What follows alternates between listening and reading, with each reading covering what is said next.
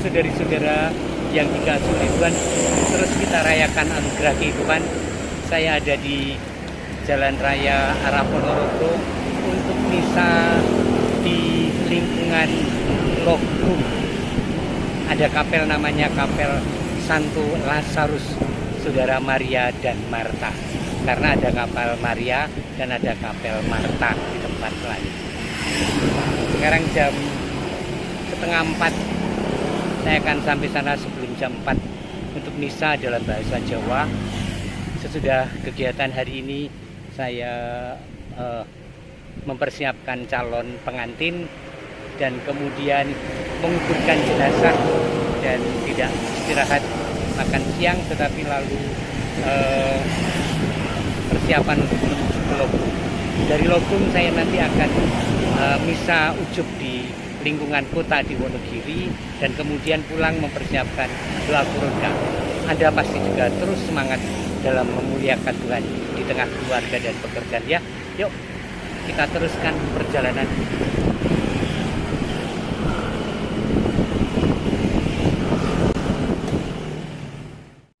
Nah, aku sudah sampai di Gereja Katolik Santo Lazarus Logung Ngadirojo Wonogiri. Tidak jauh, mungkin berapa ya, 8 tambah 3 atau tambah 2 ya 10 sampai 12 kilo. Sangat dekat untuk ukuran di sini. Ini adalah kapel lingkungan, bukan kapel wilayah. Jadi beruntung lingkungan punya kapel seperti ini. Umat mulai berdatangan itu sepeda motornya, dan kita akan merayakan Ekaristi jam 4 sore.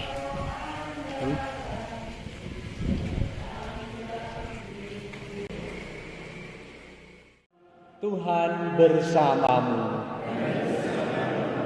Inilah Injil Yesus Kristus menurut Santo Lukas. Dimuliakanlah Tuhan. Selesai berbicara, ia berkata kepada Simon, "Bertolaklah ke tempat yang dalam dan tebarkanlah jalamu untuk menangkap ikan." Simon menjawab, "Guru, telah sepanjang malam kami bekerja keras dan kami tidak menangkap apa-apa. Tetapi atas perintahmu aku akan menebarkan jala juga." Dan setelah mereka melakukannya, mereka menangkap ikan dalam jumlah besar, sehingga jala mereka mulai koyak. Lalu mereka memberi isyarat kepada teman-temannya di perahu yang lain, supaya mereka datang dan membantu. Maka mereka itu datang, lalu mengisi kedua perahu itu penuh dengan ikan dan hampir tenggelam. Melihat hal itu, Simon tersungkur di depan Yesus dan berkata, "Tuhan, tinggalkanlah aku, karena aku ini orang berdosa." Sebab Simon dan teman-temannya takjub karena banyaknya ikan dan yang mereka tangkap. Demikian juga Yakobus dan Yohanes, anak-anak Zebedeus, yang menjadi teman Simon. Yesus lalu berkata kepada Simon, "Jangan takut, mulai sekarang engkau akan menjala manusia." Dan sesudah menghela perahu-perahu ke darat, mereka lalu meninggalkan segala sesuatu dan mengikuti Yesus. Demikianlah Injil Tuhan. Terpujilah Kristus.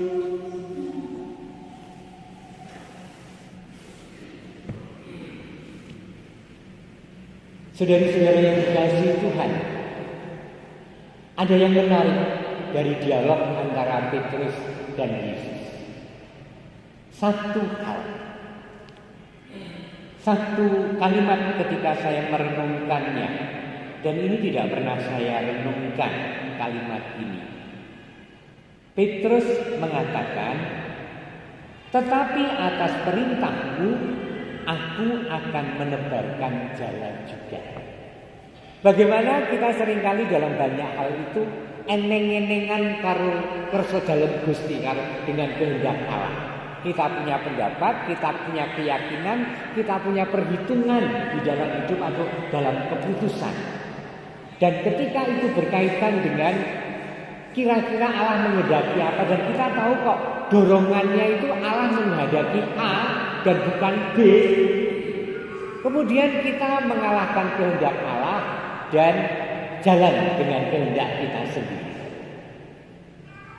Saya tidak akan membahas dengan yang jalan dengan kehendak kita sendiri. Tetapi ketika orang janiki B, ning kok rasaku kok A, kerso dalem kok A, lalu kita lakukan yang A, berkatnya di sana disiapkan Tuhan. Amin. Seorang yang banyak, tetapi seorang yang saya ajak untuk ikut ziarah karena dia hidup berkecukupan. Yo mbok ziarah arep ngopo duwite. Ziarah ning Yerusalem apa ning Eropa. Kelordos.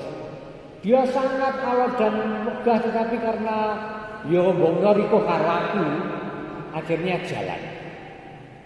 Pulang dari ziarah dia mengatakan, Romo, saya berbulan-bulan antri order dan pelelangan dan tidak pernah gol tiap saya menunggu kantor saya. Begitu diajak ziarah dan saya perjalanan 14 hari saya mendapatkan 7 order yang tidak pernah saya dapatkan. Mungkin kebetulan. Tetapi dia menghayati itu sebagai anugerah ketika saya mengatakan, karena engkau yang memerintah, aku akan melakukannya. Dan Petrus melakukan itu dan mendapatkan banyak kelimpahan. Ada banyak cerita-cerita seperti itu. Satu lagi, orang yang sangat sibuk tetapi sangat potensial, selalu diminta untuk mengambil bagian dalam peran penting di gereja. Di antaranya adalah menjadi dewan harian, bukan monokiri di kota lain. Dan dia selalu menolak, dan saya seolah-olah oke, kamu menolak nggak apa-apa. Tetapi akhirnya juga karena paroki itu membutuhkan, didatangi romonya, diminta supaya mau. Dengan tanda kutip terpaksa dia oke. Apa yang terjadi? Romo, ketika saya meninggalkan usaha saya untuk pelayanan, malah rame usaha saya itu. Saya juga gumun. Tuhan itu tidak pernah sare katanya.